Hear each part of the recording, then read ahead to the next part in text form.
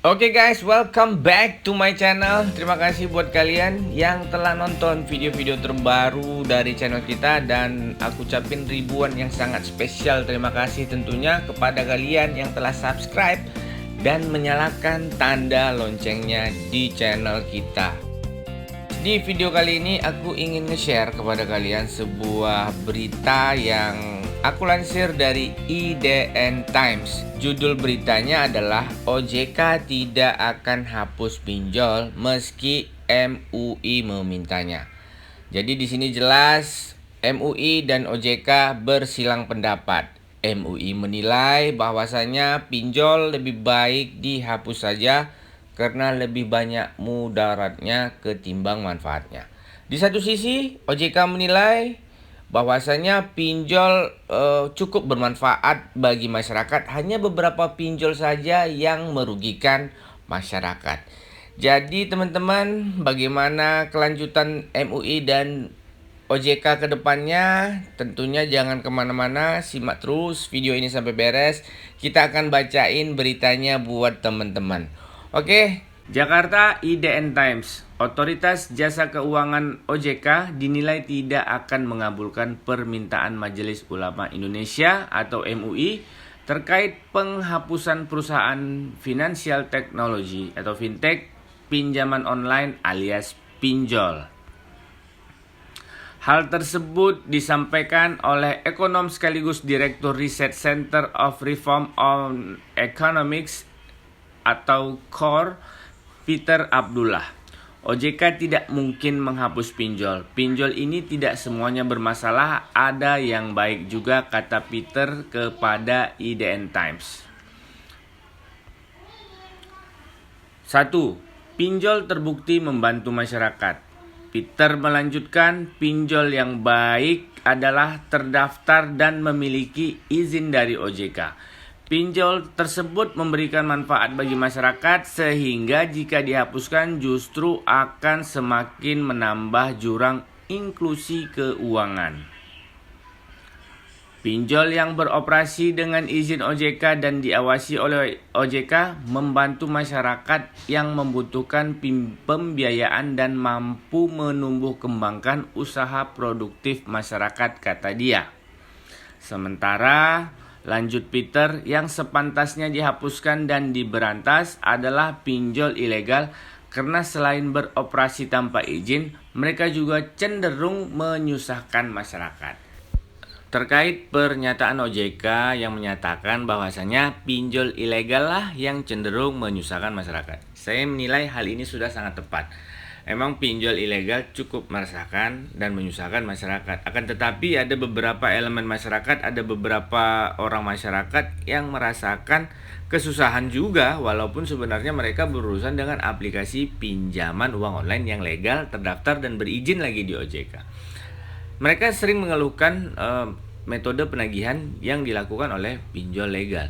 Karena masyarakat menilai unsur penagihannya masih ada terornya, fitnahnya, intimidasinya yang cukup mengganggu rutinitas keseharian masyarakat. Bahkan ada yang juga sampai terganggu psikisnya, ketakutan gitu teman-teman.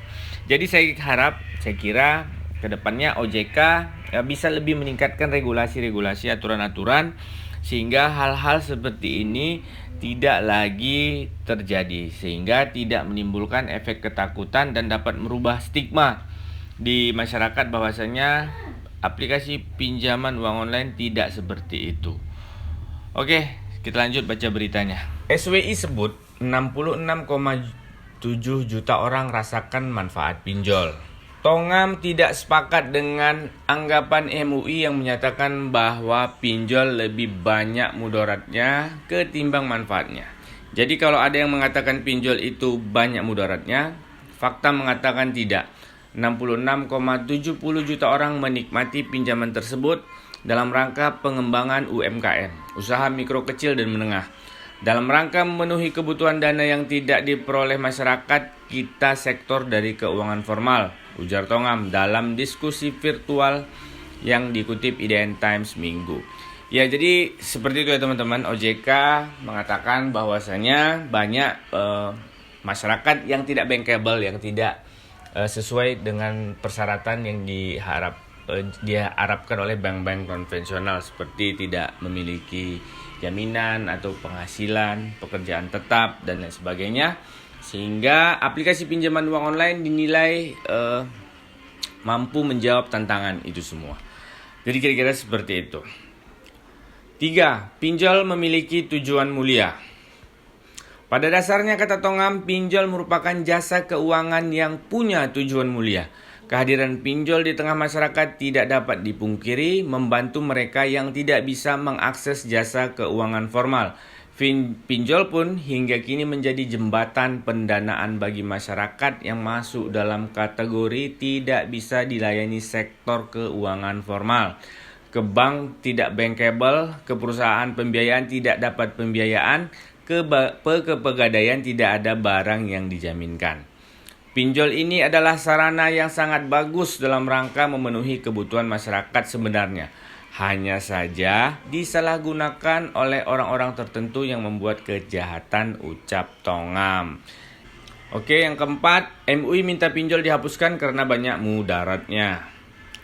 MUI sebelumnya menjelaskan bahwa pinjol sebaiknya dihapuskan lantaran lebih banyak mudarat ketimbang manfaatnya. Selain itu, MUI menilai pinjol hanyalah mencari untung belaka, bukan memberikan pinjaman dengan tujuan menolong masyarakat. Jadi karena tren pinjol ini ternyata tidak ada semangat menolong, tapi justru semangatnya mencari untung dengan meminta tambahan ketika membayar utang. Dan tentu saja ini memberatkan peminjam.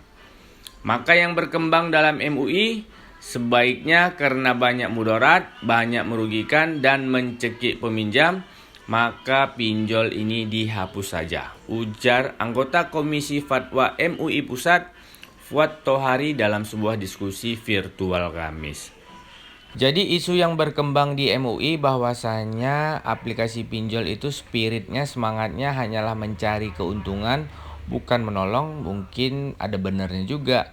Kita bisa melihat dari contoh pencairan yang dilakukan aplikasi pinjol legal ataupun yang ilegal ya, apalagi. Yang legal saja, misal kita katakanlah meminjam 1 juta, maka uang yang kita terima itu tidaklah 1 juta rupiah, akan tetapi sudah ada pemotongan. Dan nanti sewaktu pembayaran kita dikenakan biaya-biaya bunga dan biaya-biaya lainnya.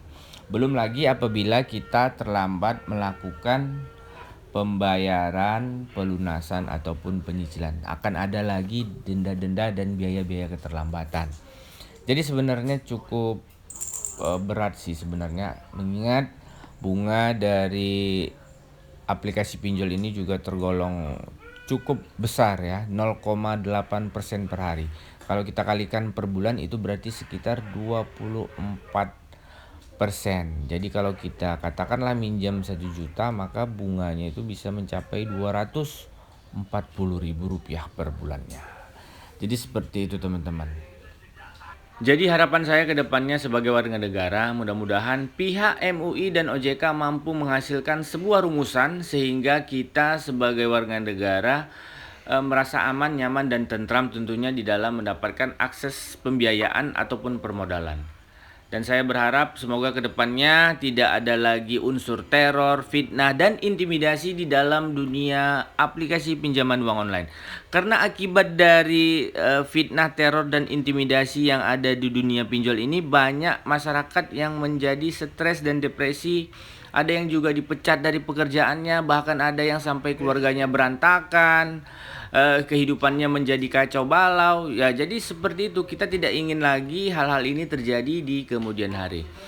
Oke teman-teman, saya rasa sekian video saya kali ini. Semoga video ini bermanfaat buat kita bersama.